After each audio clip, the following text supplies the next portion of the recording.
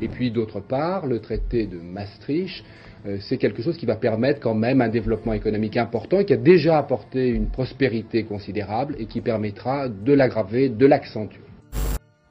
Masse machin, à part que c'est imprononçable, moi je suis pour. Moi je veux voir ça avant d'être trop vieux. Non. Mais non, je blague. Oui! C'est une chance historique pour la France. On n'a pas le droit de la rater. Il faudrait tout de même faire attention au sens de ce vote. Enfin, qu'est-ce que les Français ont voté ce soir? Ils ont voté la confiance dans l'Europe. Ils ont voté parce qu'ils veulent que l'Europe soit la première puissance économique mondiale, la première puissance industrielle mondiale. Ils veulent que l'Europe soit capable de résoudre le problème du chômage qui augmente partout, dans tous les pays européens. On a à construire l'Europe, on peut en faire la première puissance du monde, on peut vivre heureux dans ce sacré pays. Alors arrêtons un peu de nous chamailler et de nous disputer et faisons l'Europe pour ces gars qui sont au chômage, faisons-la.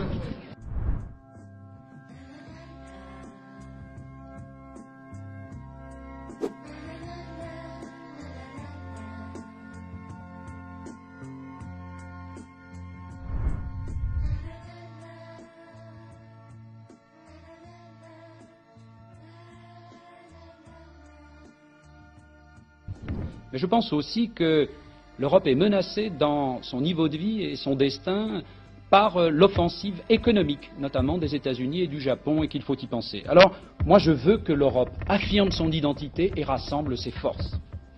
Qu'elle s'affirme face aux grandes puissances. Je veux que l'Europe demeure européenne dans sa diversité.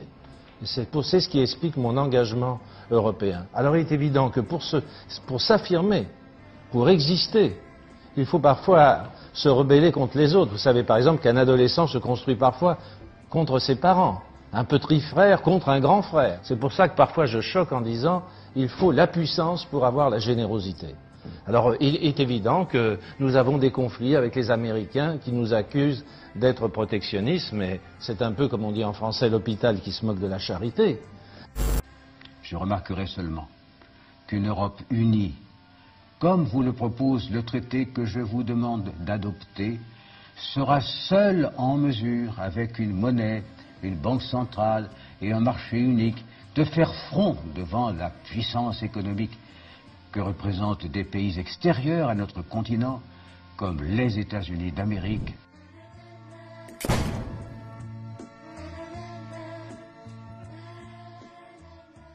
Nous sommes en train de franchir une ligne très importante. N'oublions pas que jusqu'à présent, la défense de l'Europe, elle était assurée par l'OTAN, c'est-à-dire très largement par les États-Unis.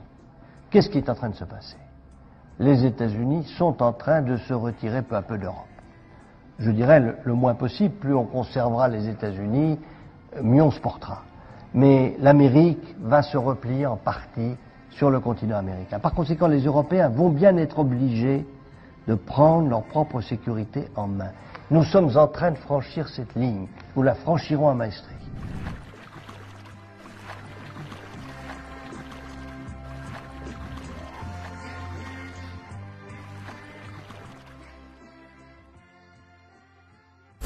Quand on dit que l'Europe de Maastricht créera des emplois, ça reste vrai. Il se trouve que le traité de Maastricht n'est pas encore appliqué. Oui. Lorsqu'il le sera, il est évident qu'il y aura une très forte croissance qui en découlera, car nous aurons un grand espace économique avec une monnaie unique. Il n'est pas appliqué puisqu'il suppose une monnaie unique qui n'existe pas encore. Qu'est-ce que nous, à l'échelle du canton qui est le nôtre, vous savez bien qu'à l'échelle de la mondialisation, la France est un canton. Qu'est-ce que nous pouvons faire à l'échelle de ce canton? Nous ne pouvons faire en fait que contribuer à un effort collectif et dont l'expression est l'Europe. Vous qui avez été en son temps un adversaire farouche de l'euro, est-ce que vous ne trouvez pas qu'au fond, depuis un an, pour une bonne part, notre croissance économique est le résultat de ce miracle qu'est l'euro?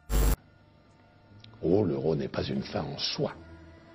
Il signifiera pour nous plus de croissance, plus d'emplois, plus de pouvoir d'achat, plus d'échanges, une France plus forte. Mais il doit être avant tout un instrument au service de l'Europe des hommes que nous construisons.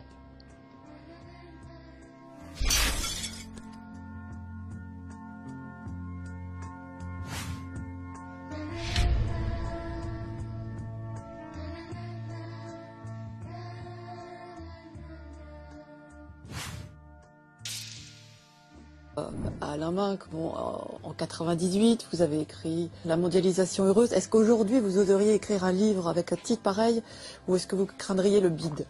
J'écrirai un livre avec un titre pareil, et je suis sûr que je le vendrai très très bien chez les Chinois et les Indiens. L'euro survivra-t-il à la tourmente? L'euro disparaîtra si nous ne sommes pas capables de mettre en place un fédéralisme budgétaire, avec un impôt européen et des bons du Trésor européen. J'espère vraiment qu'il y aura une grave crise de l'euro que je souhaite, non pas parce que je souhaite le pire, mais parce que je pense que ce n'est que dans une crise que les dirigeants européens finiront par cesser de dire tout va bien, en espérant simplement que la catastrophe arrivera après la fin de leur mandat. Il n'y a pas de crise de l'euro, contrairement à l'expression qui traîne. Pourquoi? Parce que je ne sais pas ce qu'est la crise d'une monnaie surévaluée. Et qui se renforce même en ce moment. Alors, non seulement l'euro, au moment où il est supposé disparaître, est en train de se renforcer, mais en plus il est en termes économiques surévalué depuis très longtemps par rapport au dollar, probablement de 20 à 25%. Cette crise, une fois de plus, va nous faire un pas en avant très considérable dans la construction européenne.